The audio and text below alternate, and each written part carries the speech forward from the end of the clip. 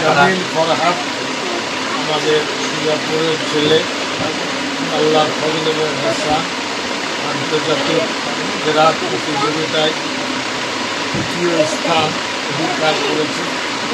এটা সারা বাংলার জন্য আল্লাহর দরবারে কৃতজ্ঞতা এবং শুকরিয়া আদায় যে সিঙ্গাপুরের মাটি থেকে এরকম একটি রত্নকে কোরআনে কারীম তেলাওয়াতে খুবই আল্লাহ একে নাম এটা আল্লাহর বড় নিয়ামত।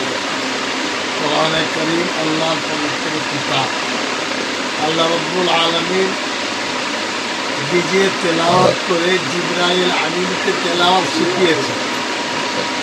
জিবরাইল আমিন 23 বছরে নবীজি সাল্লাল্লাহু আলাইহি সাল্লামকে কোরআনে কারীমের তেলাওয়াত শিখিয়েছে এবং সাহাবায়ে কেরাম, খোলাফায়ে রাশিদিন রিজওয়ানুল্লাহি আজমাইন তারা নবীজি সাল্লাল্লাহু আলাইহি সাল্লামকে কোরআনে কারীমের তেলাওয়াত শিখেছে।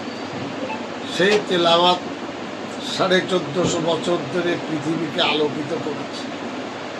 তারই একটি নূর বা একটি আলো সোজাপুরতে পৌঁছেছে, কিন্তু তার মান্যতা মর্যাদা আল্লাহ বাড়িয়েছেন আমাদের এই হাফিজ সাহেবকে, জামিল ফরহাদকে দিয়ে।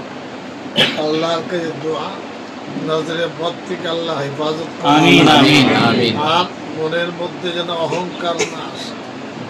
আল্লাহ ভালোবেসেছেন বলেই এই অন্তরে কোরআনে ঠিক আছে, এবং নিজে যেন তেলাওয়াত পড়বে।